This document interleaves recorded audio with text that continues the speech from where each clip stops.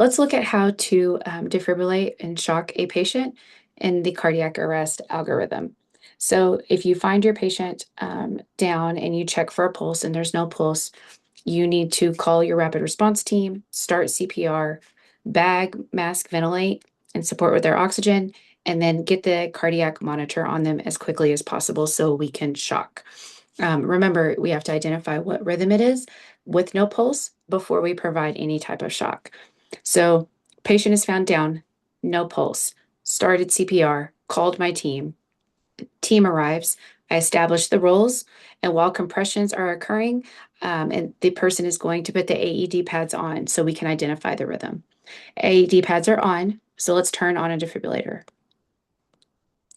Okay, we turn on our defibrillator. We don't see a heart rate, sat, or blood pressure because the patient is in cardiac arrest. The rhythm that's being displayed is VFib. So we need to make sure that we know that that is the VFib or pulseless VTAC side of the cardiac arrest algorithm. And the first thing we are recommended to do before epi or anything else is to shock them. Remember, your shock energy that you establish is based on your manufacturer's recommendations. What is established on this is biphasic.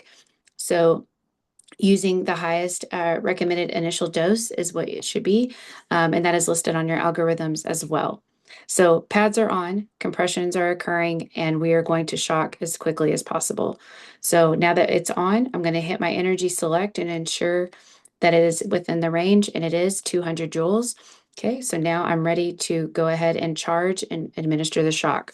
Remember, when you charge, after it's fully charged, you say clear.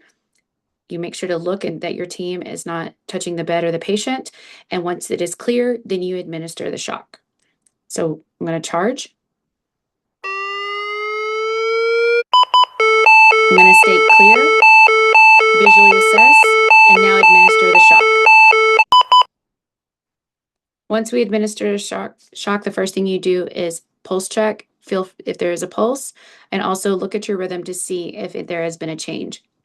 At this time, it looks like there is a pulse. If I would palpate the patient, I should feel a pulse. And the rhythm that I see is normal sinus rhythm, just tachycardia.